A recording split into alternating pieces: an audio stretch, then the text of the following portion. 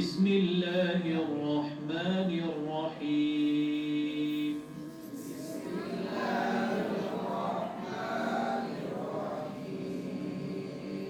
قل هو الله أحد الله الصمد لم يلد ولم يولد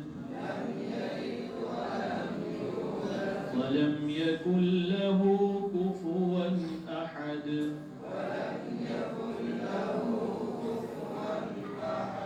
بسم الله الرحمن الرحيم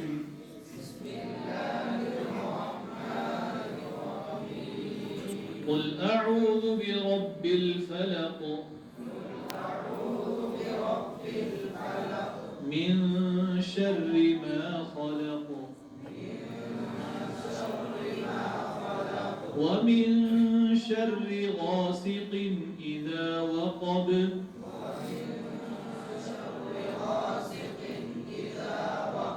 ومن شر النفاثات في العقد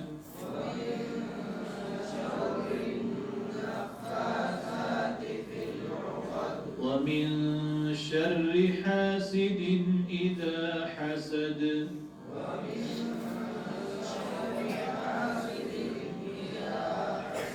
بسم الله الرحمن الرحيم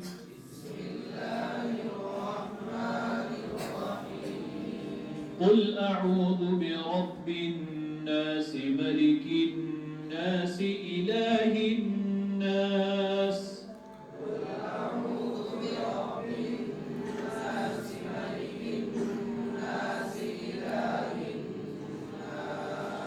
من شر الوسواس الخناس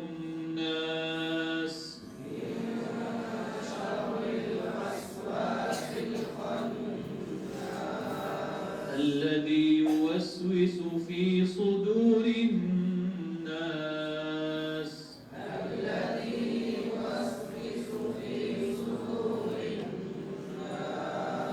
من الجنة والناس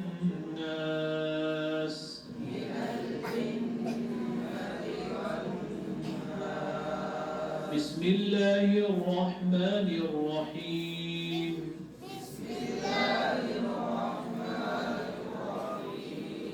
الحمد لله رب العالمين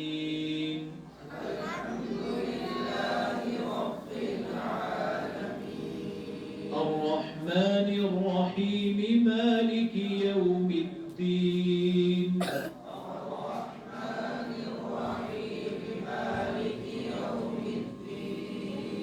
إياك نعبد وإياك نستعين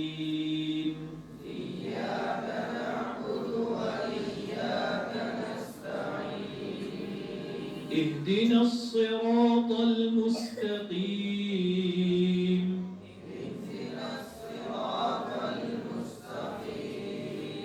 صراط الذين أنعمت عليهم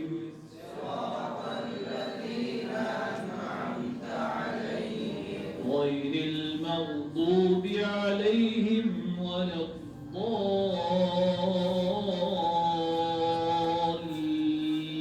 الضالين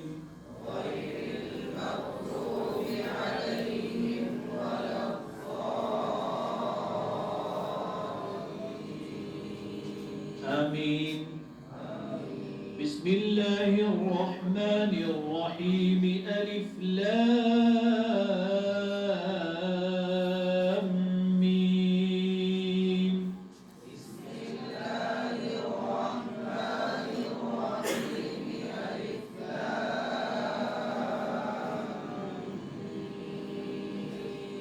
ذلك الكتاب لا ريب فيه هدى للمتقين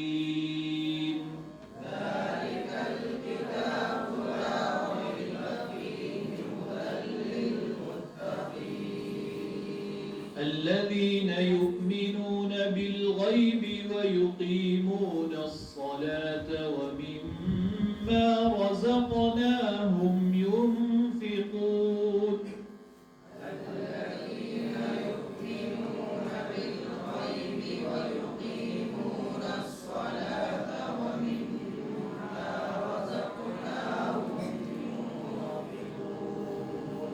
والذين يؤمنون بما أنزل إليك وما أنزل من قبلك والذين يؤمنون بما أنزل إليك وما أنزل من قبلك وبالآخرة هم يوقنون وبالآخرة هم يوقنون أولئك على هدى من ربهم وأولئك هم المفلحون أولئك على هدى من ربهم وأولئك هم المفلحون صدق الله العظيم.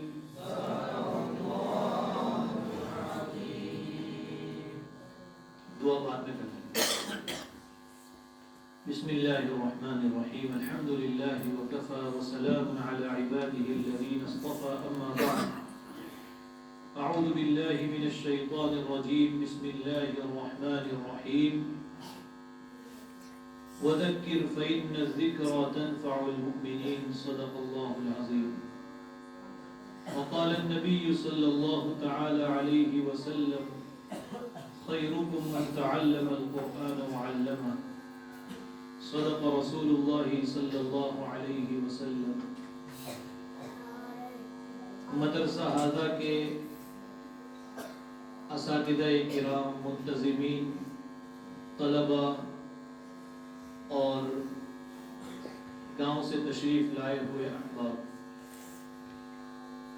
مختصر وقت میں قرآن کریم سے متعلق دو تین باتوں کی طرف اشارہ کرنا مقصود ہے. ابھی ہمارے سامنے تقریباً 15 طلباء نے حفظ قرآن کی تکمیل کی ہے. یہ اللہ رب العزت کا بڑا احسان ہے، اور مدارس کی یہ سعادت ہے کہ اللہ نے ان مدارس کو حفاظت قرآن کریم کا ذریعہ بنایا ہے. اگر یہ مدارس نہ ہوں تو جس پیمانے پر قرآن کریم کی حفاظت اور نشر و اشاعت ہو رہی ہے، غالباً اس پیمانے پر یہ کام نہ ہو سکے. اس لیے تمام ہی مسلمانوں کو، خصوصاً ہم طلباء اور علماء کو قرآن کریم سے نہایت ہی وابستہ رہنے کی ضرورت ہے. زیادہ لمبی چوڑی بات نہ کرنا ہے، نہ اس کا موقع ہے. ہمیں آگے 3 گھنٹے کا سفر کر کے عصر میں اور ایک پروگرام وہاں پر اٹینڈ کرنا ہے. اس لیے صرف 2-3 باتیں ہیں، لیکن عمل کی نیت سے سنیں. سب سے پہلی بات یہ ہے کہ یہاں بیٹھا ہوا ہر انسان یہ نیت کرے کہ روزانہ قرآن کریم کے ایک پارے کی تلاوت ضرور کرے گا.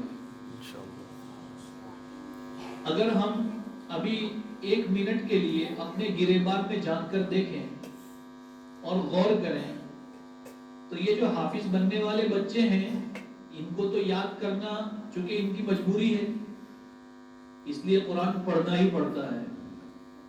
ورنہ جو قرآن کریم حفظ نہیں کر رہے ہیں، ناظرہ بھی نہیں پڑھ رہے ہیں، ایسے طلباء جیسے شعبہ عالمیت کے طلباء ہیں اور جو اساتذہ کرام یہاں پڑھاتے ہیں اور جو دوسرے حضرات یہاں تشریف رکھتے ہیں، ان میں سے ہر شخص اس بات پر غور کرے کہ کیا میں روزانہ کم سے کم 1 پارے کی تلاوت کرتا ہوں؟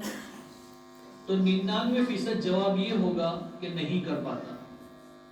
کیا جواب ہوگا بھائی؟ نہیں کر پاتا.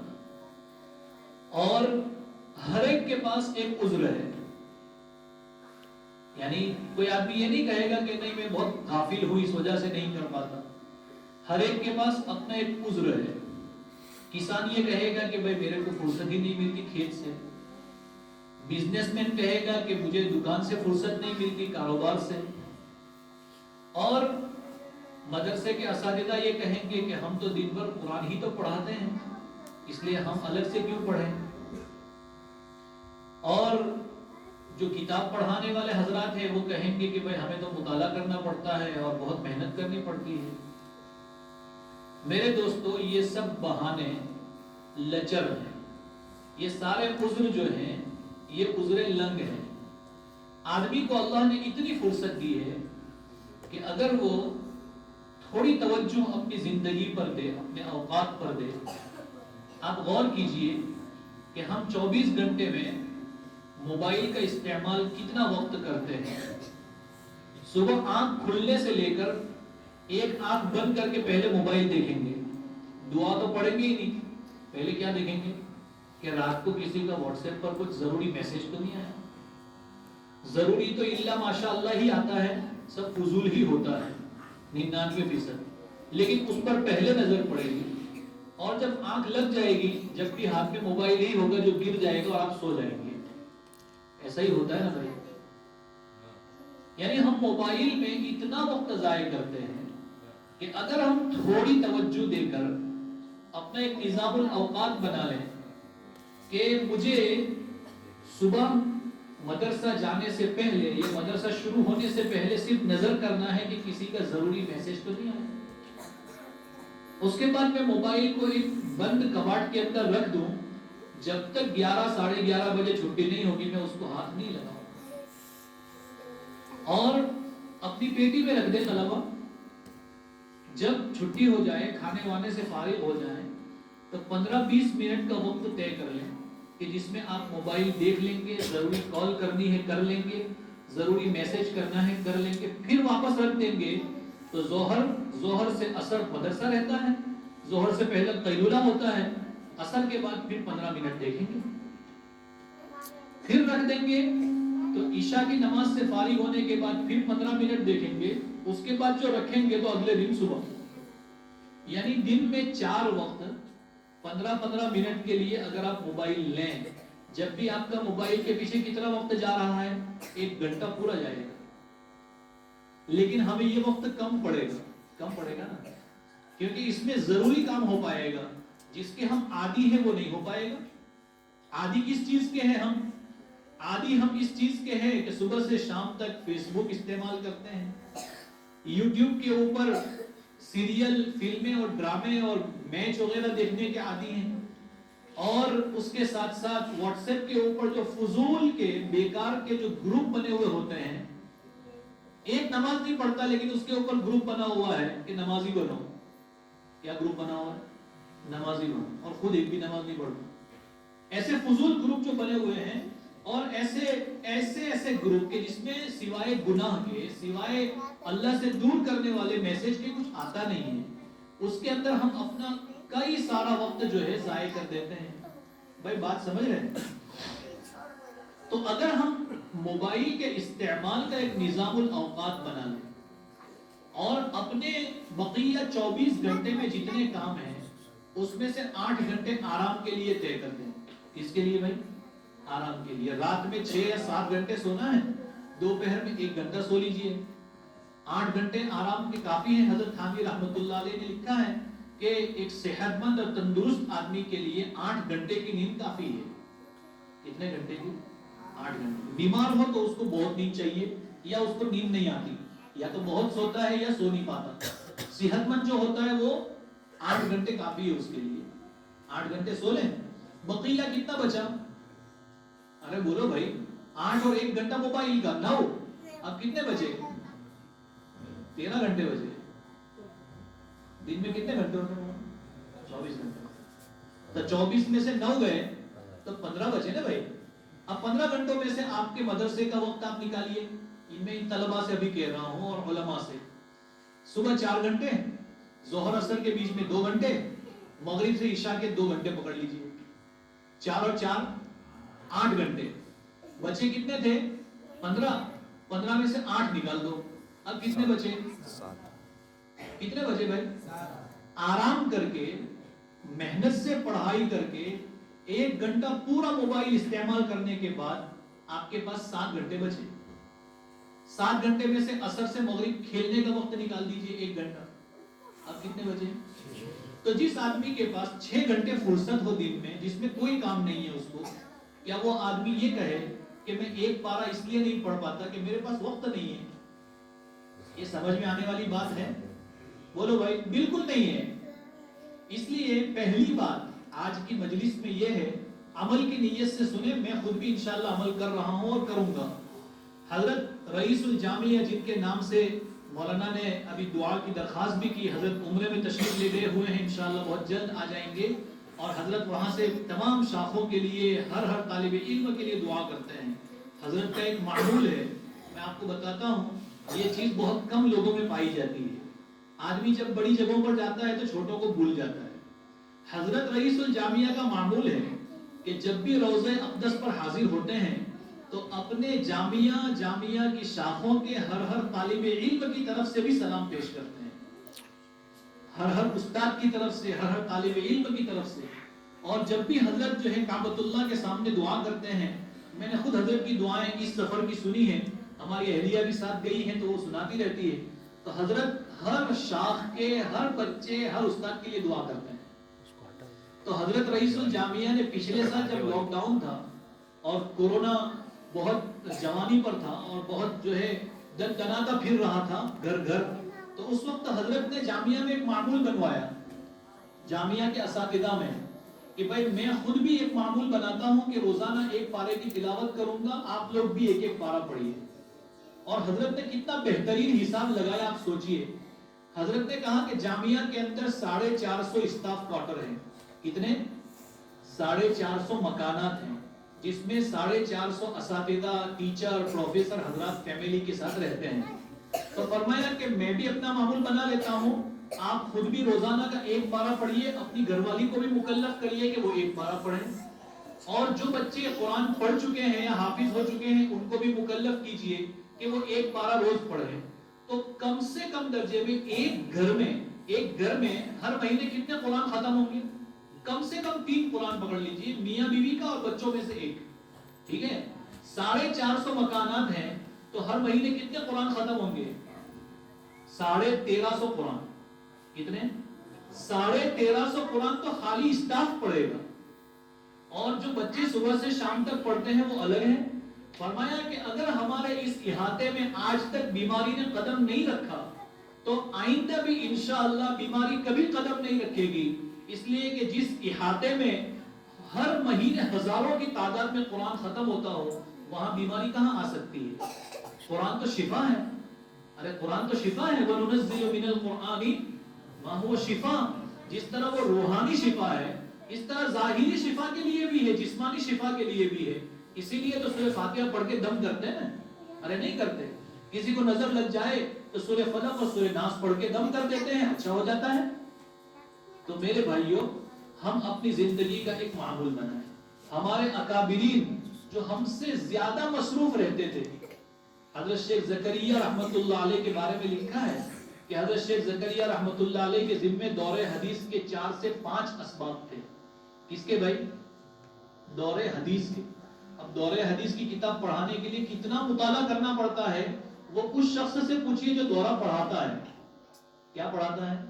दौरा पढ़ाता है। अभी मेरे जिम्मे एक किताब आई है मिशकात शरीफ की, दौरा भी नहीं है, मिशकात, वो भी एक हिस्सा। उसके लिए कम से कम मुझे 3 से 4 घंटे मुताला करना पड़ता है, जब जाके मैं एक सबक पढ़ाता हूँ। तो जो आदमी दौरे हदीस के 5-6 घंटे पढ़ाता हो, उसको कितना मुताला करना पड़ता होगा। उसके बावजूद हजरत शेख ज़करिया रहमतुल्लाह अलैह के बारे में लिखा है कि हजरत रोजाना 1 मंजिल तिलावत करते थे। कितनी? 1 मंजिल, यानी 7 पारे, 6 पारे, 5 पारे। तो वो हजरत करके बता गए, और हम कहने को भी हमारे पास कुछ नहीं है। इसलिए मेरे दोस्तों, हम कुरान करीम के 1 पारे की तिलावत का मामूल बनाएं। भाई सब लोग नियत करते हैं, हाँ, अमल करेंगे तो ये मजलिस का फायदा है। ورنہ آپ اس کا ویڈیو شوٹنگ کر لیں اور اس کو یوٹیوب پہ چڑھا دیں، اپنی زندگی میں جب تک یہ مجلس نہیں چڑھے گی کوئی فائدہ نہیں ہے۔ تو عمل کریں گے انشاءاللہ۔ دوسری بات، یہ آج کی مجلس کی آخری بات، اس لیے کہ وقت کم ہے، آگے سفر ہے۔ جتنے حافظ قرآن حضرات ہیں، چاہے وہ طالب علم ہو، چاہے وہ استاذ ہو، چاہے وہ کوئی اور امام ہو، وہ نمازوں میں قرآن کریم کی تلاوت کا معمول بنائیں۔ اس میں نمازوں میں قرآن پڑھنے کا معمول، بھلے پاؤ پارا ہی کیوں نہ ہو، ضروری نہیں ہے کہ ایک پارا روزانہ نماز میں پڑھے، صرف پاؤ پارا ہی کیوں نہ ہو، لیکن ایک معمول بنا لے کہ میں مغرب بعد یا کسی اور نماز کے بعد یا کسی اور نماز سے پہلے جو سنتیں ہیں، نوافل ہیں، ان میں ہم قرآن کریم کی تلاوت کریں گے۔ اس سے فائدہ یہ ہوگا کہ قرآن اتنا پختہ ہو جائے گا تلاوت کرنے سے نمازوں میں کہ آپ کو کبھی بھی کوئی آدمی یہ کہے کہ آپ کو فلاں جگہ سے قرآن سنانا ہے یا آپ کو 20 رکعت تراویح سنانی ہے یا آپ کو یہاں جو ہے 4 دن میں ختم کرانا ہے، آپ کبھی پیچھے نہیں ہٹیں گے۔ ہمارے حضرت شیخ یونس صاحب رحمۃ اللہ علیہ جو میرے بھی استاد ہوتے ہیں، حضرت شیخ یونس صاحب رحمۃ اللہ علیہ بیعت ہونے والے کو یہ نصیحت فرماتے تھے کہ غیر حافظ اندر دیکھ کر ایک پارہ قرآن پڑھے معمولات میں، اور حافظ قرآن کے لیے معمول یہ ہے کہ وہ روزانہ نماز میں ایک پارہ پڑھے۔ تو وہ تو ایک پارے کو کہتے تھے، میں آپ سے یہ کہہ رہا ہوں کہ ایک معمول بنا لے، بھلے پاؤ پارے کا ہی کیوں نہ ہو، بنا کر دیکھیے، پھر دیکھیے آپ کا رمضان کیسے گزرتا ہے، اور اللہ اس قرآن کریم کی تلاوت کی برکت سے آپ کی زندگی میں کیا کیا برکتیں عطا فرماتے ہیں۔ یہ جو کچھ ہے یہ کس کی برکت ہے؟ قرآن کی برکت ہے۔ ارے حضرت رئیس الجامعہ کو کیا کہا جاتا ہے؟ خادم القرآن۔ قرآن کی خدمت کی نا حضرت نے، ہزاروں حافظ تیار کر دیے۔ تو قرآن، حالانکہ حضرت خود حافظ قرآن نہیں ہے، حضرت خود حافظ قرآن، حضرت ہمیشہ فرماتے ہیں کہ مجھے رشک آتا ہے ان بچوں کو دیکھ کر کہ کاش میں بھی حافظ قرآن ہوتا، لیکن اللہ نے حضرت سے کام لیا کہ حضرت نے ہزاروں حافظ تیار کر دیے۔ تو عزیز دوستو، قرآن کریم سے اپنے آپ کو جوڑنے کی ضرورت ہے۔ ہم نے قرآن کریم کو رسمی طور پر اپنی زندگی میں رکھا ہوا ہے، مسجدوں میں قرآن ہے، درجوں میں قرآن ہے، گھروں میں قرآن ہر جگہ رکھے ہوئے ہیں، مہینے مہینے گزر جاتے ہیں، اس پر دھول جم جاتی ہے، لیکن ہم اس کو اٹھا کر نہیں دیکھتے۔ اور موبائل کے اگر اسکرین گارڈ کے اوپر بھی تھوڑا سا اسکریچ آ گیا تو کیا کرتے ہیں؟ فوراً بدلتے ہیں نا بھائی، ارے فوراً بدلتے ہیں، کیوں کہ یہ اس کا اسکرین گارڈ خراب، موبائل تو اچھا ہی ہے، خالی اس کا اسکرین گارڈ خراب ہوا ہے، صرف اس کا بیک کور تھوڑا سا خراب ہوا ہے کہ فوراً بدلنے کی کوشش، کیوں؟ اس سے دل لگا ہوا ہے، وابستہ ہے، تعلق ہے۔ اور قرآن کریم سے کوئی ربط نہیں ہے، کوئی تعلق نہیں ہے، رسمی طور پر ہے۔ اس وجہ سے آج ہمارے اوپر بہت سے حالات بھی آ رہے ہیں۔ تو بہت سی پریشانیوں کی ایک وجہ یہ بھی ہے کہ امت اور امت کے علماء اور طلباء بھی قرآن کریم سے دور ہیں۔ تو ہمیں اپنے آپ کو، اپنی زندگی کو قرآن سے قریب لانے کی ضرورت ہے۔ میں آپ تمام حافظ قرآن ہونے والے طلباء کو، ان کے اساتذہ کو، ان کے منتظمین کو اور تمام ہی متعلقین مدرسۃ الفلاح کو بہت دل کی گہرائی سے مبارکباد پیش کرتا ہوں کہ اللہ رب العزت نے ان سب کو قرآن کریم کی دولت سے مالا مال کیا ہے۔ اللہ آپ کو اور آپ کے والدین کو، آپ کے اساتذہ کو، اور جن حضرات نے آپ کو حافظ قرآن بنانے میں تعاون کیا، مدد کی، توجہ دی، اللہ سب کو اپنی بارگاہ میں قرب خاص عطا فرمائے۔ اللہ ان سب کے درجات بلند فرمائے، جنت میں ان کو اعلیٰ مقام نصیب فرمائے۔ اور ہمارے حاجی محمد علی صاحب، اتفاق سے ان کا نام بھی محمد علی ہے اور میرا نام بھی محمد علی ہے، تو حضرت جو ہے ان کی ایک مسجد کا افتتاح ہے، تو اس کے لیے تشریف لائے تھے۔ تو ان حضرات نے الحمدللہ کچھ لوگوں نے مل کر پورا ایک مدرسہ بنوایا ہے، 3 لوگوں نے مل کر پورا ایک مدرسہ تعمیر کرایا ہے، لیکن اخلاص دیکھیے کہ نہ ان کو جگہ کا نام معلوم ہے، نہ کس جگہ ہے، کیا بنا ہے، کیسا بنا ہے، کچھ پتا ہے، حالانکہ بنے ہوئے 7 سال ہو گئے۔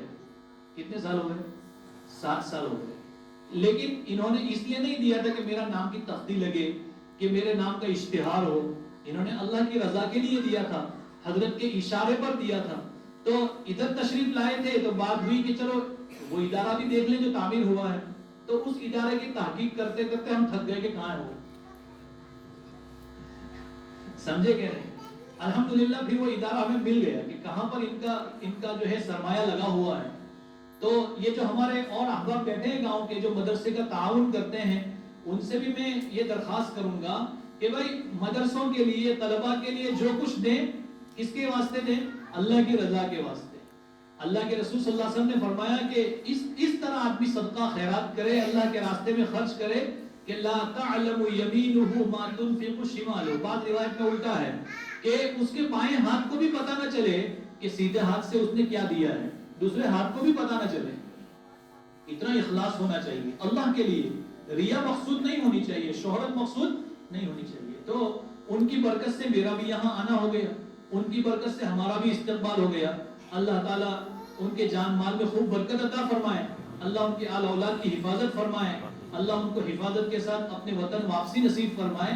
تو ہم سب جو ہے یہ نیت کریں کہ انشاءاللہ قرآن کریم کی تلاوت بہت اہتمام سے کریں گے، قرآن کریم نمازوں میں پڑھنے کا معمول بنائیں گے، اور جو کچھ اللہ کے نام پر دیں گے وہ صرف اللہ کی رضا کے لیے دیں گے، کسی کو دکھانے کے لیے ہرگز نہیں دیں گے۔ اللہ تعالی ہماری آج کی اس مجلس کو قبول فرمائے۔ درود شریف پڑھ لیں۔ اللہم صلی علی سیدنا محمد وعلی